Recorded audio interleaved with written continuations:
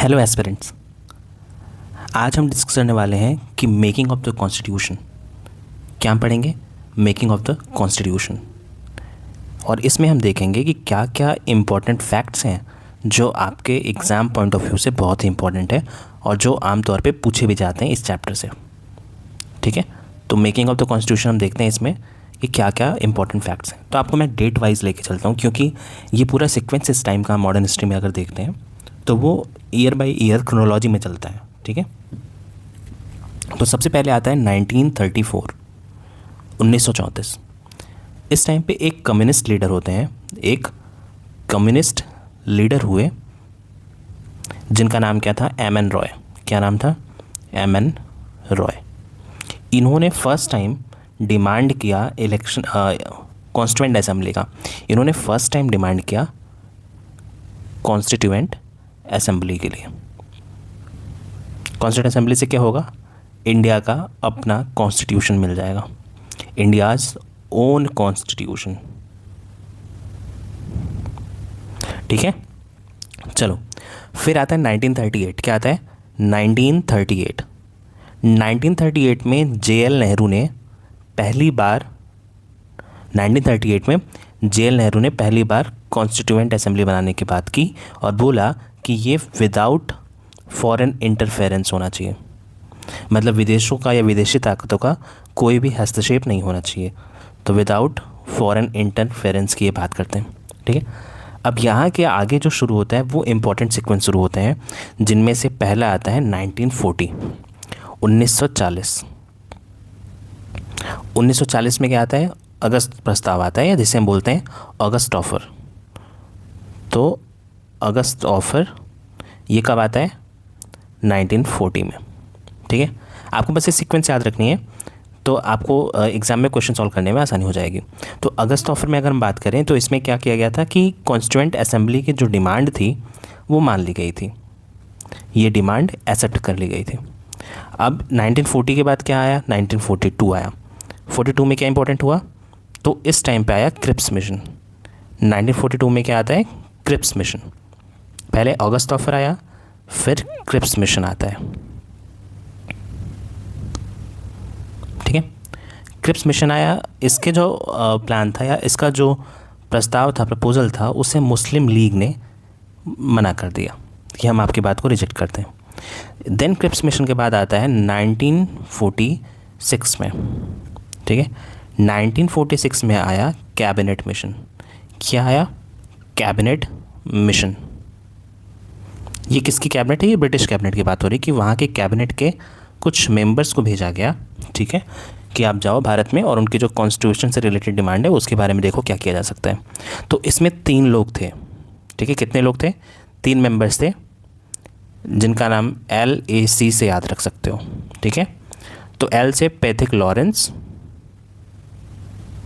ठीक है, C से यही क्रिप्स मिशन वाले C थे, ये इनका नाम था स्टैफर्ड क्रिप्स। ठीक है, पैथिक लॉरेंस हो गए, स्टैफर्ड क्रिप्स हो गए, और तीसरा नाम था, उनका नाम था A.V. अलेक्जेंडर। इनका क्या नाम था? A.V. अलेक्जेंडर। तो आप ऐसे LAC से इनको याद कर सकते हो। ठीक है, चलो तो ये यहाँ तक बातें आपको समझ में आ गई। 1934 से बात स्टार्ट करते हैं। Communist leader M N Roy, 1938 में जवाहरलाल नेहरू, देन 40 में अगस्त ऑफर, देन 42 में क्रिप्स मिशन, देन 46 में कैबिनेट मिशन। कैबिनेट मिशन ने एडल्ट फ्रेंचाइज के बेस पे, किस बेस पे? एडल्ट फ्रेंचाइज, मतलब वयस्क लोगों को अधिकार देने का, वोट देने का अधिकार होगा, ऐसा प्रस्ताव बनाया। ठीक है, चलो एक चीज़ और याद रख लो कि कैबिनेट मिशन कब आया। ठीक है, तो इसके लिए आपको 2 डेट्स याद रखनी है। पहली डेट है 24 मार्च 1946। 24 मार्च 1946 इस दिन कैबिनेट मिशन भारत पहुंचा था। तो ये अराइवल का टाइम है उनका। और साथ ही साथ 16 मई को 1946 में ही इन्होंने अपनी रिपोर्ट पब्लिश की थी। ठीक है, अब देखो क्या होता है कि कैबिनेट मिशन 1946 में आ चुका। ठीक है, 1946 में कैबिनेट मिशन आ चुका है और इन्होंने अपनी रिपोर्ट भी दे दी है। अब इस रिपोर्ट की बेसिस पे, अच्छा रिपोर्ट कब दी है आपको? डेट क्या याद रखना है? 16 मई। ठीक है, 16 मई को रिपोर्ट दे दिया। देन आया जुलाई अगस्त का टाइम, ठीक है, मई बीता, जून बीता, देन जुलाई अगस्त। क्या आ गया भैया, अब जुलाई आ गया और अगस्त आ गया। इस दौरान इलेक्शंस होते हैं, ठीक है, कॉन्स्टिट्यूएंट असेंबली के लिए इलेक्शंस होते हैं। इन इलेक्शंस का जो रिज़ल्ट था वो आपके लिए थोड़ा जानने लायक है। इन इलेक्शन के रिज़ल्ट में टोटल 296 पर वोटिंग होती है, ठीक है। इन 296 में से 208 सीटें कांग्रेस को मिलती है। कितनी सीटें, 208 सीटें कांग्रेस को मिलती हैं, इंडियन नेशनल कांग्रेस, और 73 सीट्स आती हैं मुस्लिम लीग के पास, ठीक है। तो 208 कांग्रेस, 73 मुस्लिम लीग, और जो रिमेनिंग है वो रिमेनिंग किसके पास गया, अदर्स के पास। और भी छोटी मोटी पार्टीज़ थी और कुछ इंडिपेंडेंट लीडर्स थे, तो वो गया अदर्स के पास,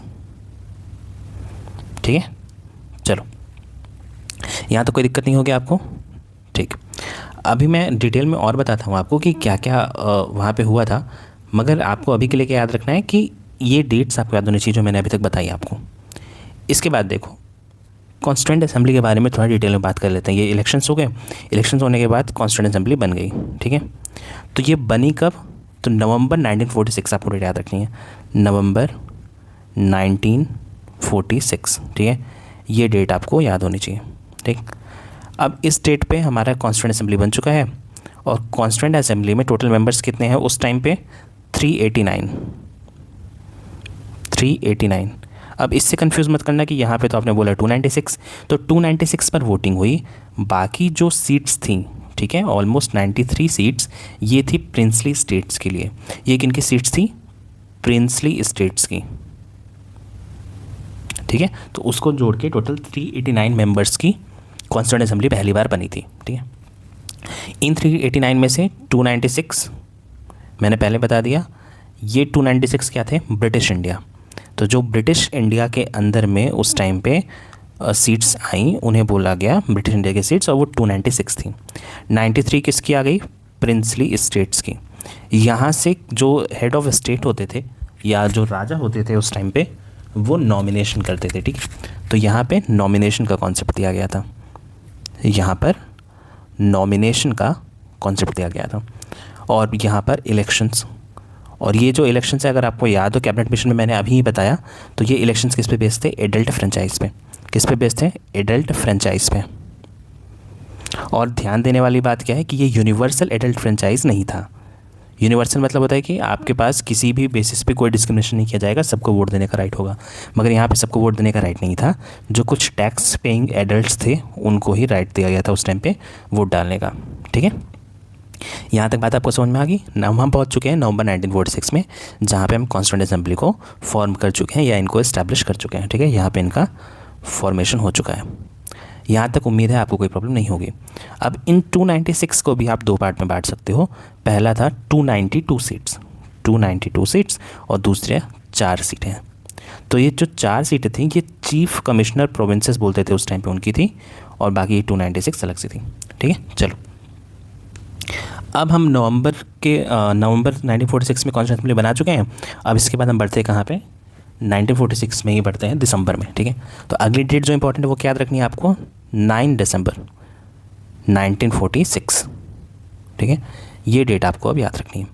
तो 9 दिसंबर 1946 क्या होता है कि इस दिन पहली मीटिंग होती है, ठीक है। First meeting of constituent assembly, first meeting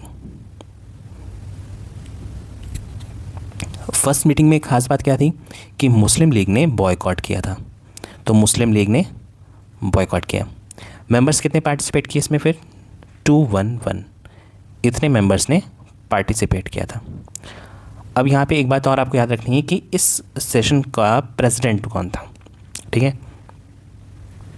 president की बात करें तो प्रेसिडेंट फ्रेंच प्रैक्टिस से क्या मतलब है कि फ्रांस में ऐसा कन्वेंशन था कि जो सबसे एजेड है आप उसको प्रेसिडेंट बना दो, ठीक है। किसका प्रेसिडेंट, कॉन्स्टिट्यूएंट असेंबली की बात हो रही है यहाँ पे, ठीक है। तो फ्रेंच प्रैक्टिस के हिसाब से सच्चिदानंद सिन्हा इनको बनाया गया टेम्परेरी प्रेसिडेंट। ये क्या बने, temporary president of constituent assembly, ठीक है। यहाँ तक बात याद रहेगी। तो अगर आपसे एग्ज़ाम में पूछे कि फर्स्ट प्रेसिडेंट कौन था, तो सच्चिदानंद सिन्हा। और अगर पूछे कि फर्स्ट परमानेंट प्रेसिडेंट कौन था, तो इनके बाद किसको बनाया गया इलेक्ट करके, डॉक्टर राजेंद्र प्रसाद। डॉक्टर राजेंद्र प्रसाद ये फर्स्ट फुल टाइम या फिर फर्स्ट परमानेंट चेयरमैन बने या प्रेसिडेंट बने कॉन्स्टिट्यूंट असेंबली के, ठीक है। तो और ये आगे चल के भारत के फर्स्ट प्रेसिडेंट भी बनते हैं, फर्स्ट प्रेसिडेंट, ठीक है। यहाँ तक कोई दिक्कत आपको नहीं होनी चाहिए। ये तो हो गए प्रेसिडेंट, ठीक है। अब हम बात कर लेते हैं कि वाइस प्रेसिडेंट कौन थे कॉन्स्टिट्यूंट असेंबली के।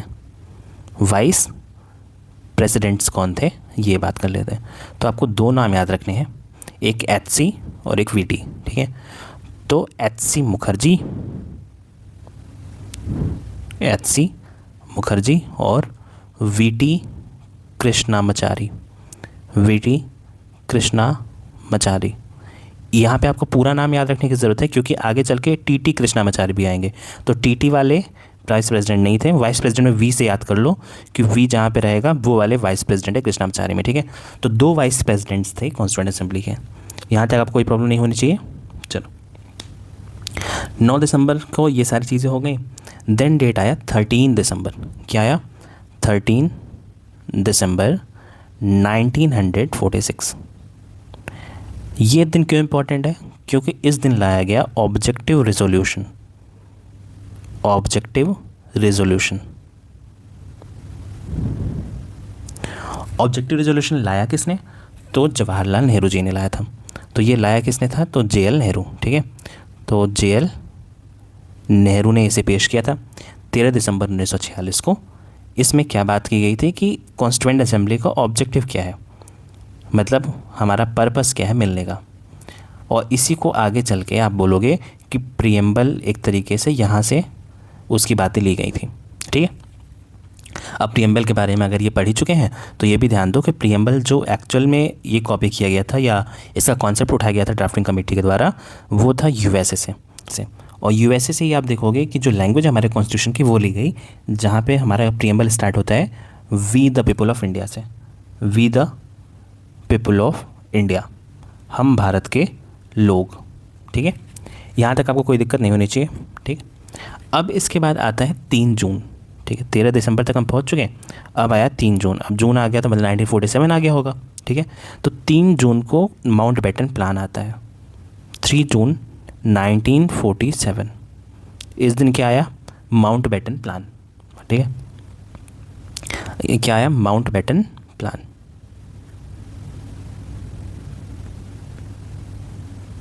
माउंटबेटन प्लान में क्या किया गया कि कॉन्स्टिट्यूएंट असेंबली के साथ 3 चीज़ें चेंज की गई, ठीक है। तो कॉन्स्टिट्यूएंट असेंबली में 3 चीज़ें चेंज की इन्होंने। पहली जो चीज़ इन्होंने चेंज की वो इन्होंने बोला कि ये अब से सॉवरेन बॉडी होगा। तो जो कॉन्स्टिट्यूएंट असेंबली था उसे एक सॉवरेन बॉडी डिक्लेयर कर दिया गया, पहली चीज़। दूसरी चीज़ कि इन्होंने बोला कि अब से कॉन्स्टिट्यूएंट असेंबली लेजिस्लेटिव बॉडी भी होगी। कॉन्स्टिट्यूएंट असेंबली लेजिस्लेटिव बॉडी भी होगी। और तीसरी चीज़, टोटल स्ट्रेंथ इसकी कम हो गई। टोटल स्ट्रेंथ कम हो गई। तो पहले 389 थी टोटल, अब 299 हो गया। ऐसा क्यों हुआ? क्योंकि इस प्लान के हिसाब से अब पाकिस्तान बनना था। तो पाकिस्तान बनने के साथ ही जो पाकिस्तान के एरिया में कॉन्स्टिट्यूएंट असेंबली की सीट्स थी वहाँ के लीडर्स विदड्रॉ कर लिए, ठीक है। तो इसका मतलब क्या है कि जो मुस्लिम लीग था, तो मुस्लिम लीग के जो लीडर्स थे या जो मेंबर्स थे उन्होंने विदड्रॉ कर लिया। मुस्लिम मेंबर्स विदड्रॉ, ये आपको याद होना चाहिए, ठीक है। यहाँ तक कोई दिक्कत नहीं है। चलो अब देखते हैं कि कुछ इम्पॉर्टेंट डेट्स आपको याद होनी चाहिए। तो important dates of constituent assembly, ये डेट्स क्यों इंपॉर्टेंट है ये अभी आपको थोड़ी देर में समझ में आ जाएगा। ये डेट्स वो नहीं है जो अभी तक हमने डिस्कस की है, उसके बाद की डेट्स की हम बात कर रहे हैं, ठीक है। तो आपको सबसे पहले क्या याद रखना है कि मई 1949, ठीक है। देन 22 जुलाई 1947, देन 24 जनवरी 1950, देन 24 जनवरी 1950। मैं 2 बार क्यों लिख रहा हूँ, 3 बार क्यों लिख रहा हूँ, आपको ये पता चल जाएगा। या चलो एक ही बार लिखते हैं, जो भी चीज़ें आएंगी हम उनको फिर उसी हिसाब से बांट लेंगे वहाँ पे, ठीक है। तो अभी के लिए आपको ये 3 डेट्स याद होनी चाहिए, ठीक। मई 1949 में क्या हुआ कि कॉन्स्टिट्यूएंट असेंबली ने इंडिया की कॉमनवेल्थ मेंबरशिप अप्रूव की, इंडिया की कॉमनवेल्थ की मेंबरशिप अप्रूव की। अब कॉमनवेल्थ क्या होता है, तो कॉमनवेल्थ का मतलब होता है कि जो भी स्टेट्स पहले किसी एक ही कंट्री के अंदर थी, बाद में वो अलग अलग कंट्रीज़ बन गई, तो वहाँ पे हम कॉमनवेल्थ का कॉन्सेप्ट देखते हैं। तो ऐसा कॉन्सेप्ट आपको देखने में 2 जगह आता है बेसिकली। एक तो यूनाइटेड किंगडम के जो कंट्रीज थे या इंग्लैंड के जो गुलाम देश थे उनके अंदर, और दूसरा रशिया के जो बाद में सेंट्रल एशियन कंट्रीज़ बनी, तो रशिया का भी अपना कॉमनवेल्थ है। तो इंडिया यूके वाले कॉमनवेल्थ की बात कर रहे हैं, उसका मेंबरशिप लिया। देन आया 24 जुलाई 1947। इस दिन हमने नेशनल फ्लैग एक्सेप्ट किया गया by the constituent assembly. Then 24 जनवरी को 3 चीज़ें होती हैं। पहली चीज़ है नेशनल एंथम, पहली चीज़ नेशनल एंथम। दूसरी चीज़ नेशनल सॉन्ग, नेशनल सॉन्ग। आप कमेंट सेक्शन में बताओ कि नेशनल एंथम भारत का क्या है और नेशनल सॉन्ग क्या है। और तीसरी चीज़ जो सबसे बड़ी हुई वो ये हुई कि राजेंद्र प्रसाद इनको भारत का पहला प्रेसिडेंट भी चुन लिया गया, भारत का पहला प्रेसिडेंट बनाया गया, ठीक है। तो फर्स्ट प्रेसिडेंट ऑफ इंडिया किसको डिक्लेयर किया गया, डॉक्टर राजेंद्र प्रसाद को। तो ये 3 डेट्स आपके एग्ज़ाम के लिए बहुत ही इंपॉर्टेंट हो जाती हैं, ठीक है। तो ये आपको भूलना नहीं है। मई 1949, 22 जुलाई 1947 और 24 जनवरी 1950। साथ ही साथ एक डेट और याद कर लो कि डेट ऑफ जो हमारा कॉन्स्टिट्यूशन बन गया था, ठीक है। तो कॉन्स्टिट्यूशन कब बन के रेडी हो गया था, 26 नवंबर 1949, ठीक है। तो 26 नवंबर 1949। इसलिए आप देखो कॉन्स्टिट्यूशन नीचे लिखा होगा, at the day of 26 November 1949 we do hereby adopt, enact and give to ourselves this constitution, ठीक है। तो प्रीएम्बल में आप देखोगे तो ये डेट्स लिखी हुई हैं। बट इसको हमने इम्प्लीमेंट कब से किया या इनैक्टमेंट कब से हुआ कॉन्स्टिट्यूशन का, तो 26 जनवरी 1950, ठीक है। तो यहाँ तक आपको ये बात समझ में आ गई होगी। अब देखो, अब हम कुछ कमिटीज़ की बात कर लेते हैं, कुछ कमिटीज़ की बात कर लेते हैं। तो committees of constituent assembly, in committees को 2 पार्ट्स में आप बांट सकते हो, इन कमिटीज़ को 2 पार्ट में बांट सकते हो। पहला था मेजर कमिटीज़ और दूसरा माइनर कमिटीज़, ठीक है। तो मेजर और माइनर। जो मेजर कमिटीज़ थी इसमें हम पर्सनालिटी वाइज चलेंगे कि इनके पास कौन कौन सी कमिटीज़ थी। तो सबसे पहले इसमें कौन आते हैं, जवाहरलाल नेहरू। इनके पास सबसे ज़्यादा 3 कमिटीज़ थी, ठीक है। इनके पास 3 कमिटीज़ थी। पहली कमेटी जो थी उसका क्या नाम था, यूनियन पावर्स कमेटी। पहली कमेटी कौन सी थी, यूनियन पावर्स कमेटी। दूसरी कमेटी थी union constitution committee, union constitution committee. और तीसरी कमेटी थी स्टेट्स कमेटी, मतलब जहाँ पे नेगोशिएशन किए जा रहे थे स्टेट से, तो states negotiation committee,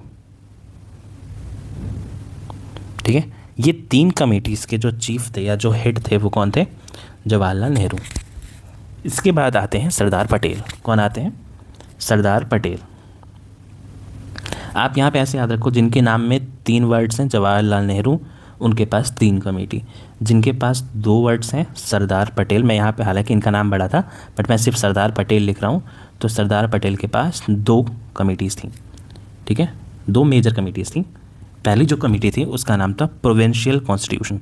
union constitution किसके पास था, जवाहरलाल नेहरू। और प्रोविंशियल कॉन्स्टिट्यूशन किसके पास था, सरदार पटेल। प्रोविंशियल कॉन्स्टिट्यूशन, ठीक है। और दूसरा इनके पास जो कमेटी थी उसका नाम क्या था, fundamental rights, minorities and tribal and excluded areas. ठीक है, ये मेजर कमिटीज़ थे इनके पास। इसके बाद कौन आते हैं, तो इनके बाद आते हैं डॉक्टर राजेंद्र प्रसाद। किनका नाम आया, डॉक्टर राजेंद्र प्रसाद।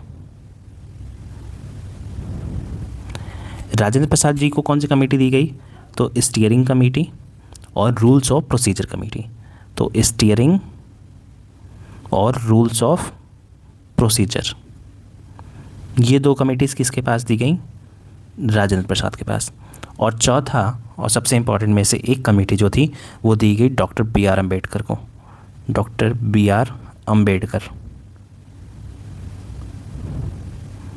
इनको कौन सी कमेटी दी गई, तो ड्राफ्टिंग कमेटी। ड्राफ्टिंग कमेटी का काम क्या था कि कॉन्स्टिट्यूशन का जो भी ड्राफ्ट है वो तैयार करो, ठीक है। तो इस कमेटी के बारे में थोड़ा सा जान लेते हैं। तो ड्राफ्टिंग कमेटी को सेटअप कब किया गया, तो इसके लिए आपको डेट याद रखनी है 29 अगस्त 1947। 29 अगस्त 1947 इस दिन को ये सेटअप हुआ। मेंबर्स कौन कौन से थे, तो आपको ये याद रखना है आप, ठीक है।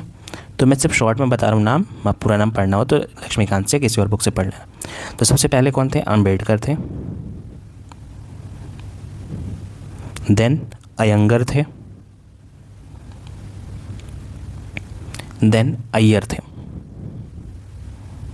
ये तीन वो हो गए जिनका ए से शुरू हो रहा है, आर पे ख़त्म हो रहा है, ठीक है। तो सबके लास्ट में अर आ रहा है, अम्बेडकर, अयंगर, अय्यर, ठीक है। देन थे के एम मुंशी, के एम मुंशी, ठीक। 4 हो गए, टोटल कितने थे, 7 थे, ठीक है। अम्बेडकर को इंक्लूड करके टोटल 7 मेंबर्स थे। तो टोटल 7 मेंबर्स हमें चाहिए, 4 हो गए। तो इनके बाद कौन आते हैं, सैयद मोहम्मद सदाउल्लाह, ठीक है। तो इनका नाम क्या था, SMS, ठीक है, सैयद मोहम्मद सादुल्लाह, SMS, ठीक है। और देन N माधव राव। और सबसे लास्ट में आते हैं TT कृष्णामाचारी, वाइस प्रेसिडेंट याद है ना, VT कृष्णामाचारी, तो ये TT कृष्णामाचारी थे। अब आपको क्या देखना है कि N माधव राव ने किसको रिप्लेस किया था, तीनों ने रिप्लेस किया था BL मित्तर को। किसको, BL मित्तर। BL मित्तर को क्यों रिप्लेस किया था, क्योंकि इनकी डेथ हो गई थी, सॉरी इनका हेल्थ ख़राब था, ठीक है, डेथ नहीं हुई थी इनकी, इनका हेल्थ ख़राब था। तो इल हेल्थ की वजह से इनको रिज़ाइन करना पड़ा था। तो इनको रिप्लेस किसने किया, N माधव राव ने। और कृष्णामाचारी जी ने किसको हटाया था, तो DP खैतन। इन्होंने DP खैतन को हटाया था। और DP खैतन ने इन्होंने क्यों छोड़ा था, क्योंकि यहाँ पे इनकी डेथ हो गई थी। कब डेथ हुई थी, 1948 को, ठीक। ये इतने फैक्ट्स आपको अभी के लिए याद होने चाहिए, कोई दिक्कत यहाँ तक नहीं है। अब यहाँ पे साथ ही साथ आपको एक फैक्ट और चलते चलते बता दें कि एक मेंबर हुए थे कॉन्स्टिट्यूंट असेंबली के जिनका नाम था नज़ीरुद्दीन अहमद। क्या नाम था, नज़ीरुद्दीन अहमद। इन्होंने ड्राफ्टिंग कमेटी को क्रिटिसाइज़ करते हुए कहा था कि ये ड्राफ्टिंग कमेटी नहीं है, ये ड्राफ्टिंग कमेटी नहीं है, ये ड्रिफ्टिंग कमेटी है, ये ड्रिफ्टिंग कमेटी है। किसने कहा था, नज़ीरुद्दीन अहमद ने। तो ये आपको इतना पता होना चाहिए, ठीक है। अब हम देख लेते हैं कि कुछ माइनर कमेटीज़। तो वापस चलते हैं अपने इस शीट पे। तो माइनर कमेटीज़ की हम अगर बात करें तो सबसे पहले डॉक्टर राजेंद्र प्रसाद, ठीक है, मैं शॉर्ट में लिख रहा हूँ क्योंकि जल्दी कवर भी करना है। तो इनके पास क्या था, फाइनेंस एंड स्टाफ। और दूसरा माइनर कमेटी कौन सा था, नेशनल फ्लैग। ये एड हॉक कमेटी थी, ठीक है, ये आपको याद रखना है। देन B पटाभी सीतारामैया, ठीक है। तो पटाभी सीतारामैया, इनके पास 2 कमेटी, ठीक है, एक जो हाउस की कमेटी थी और एक जो चीफ कमिश्नर प्रोविंसेस थी उनकी कमेटीज़ थी। देन आते हैं S वरादाचारी।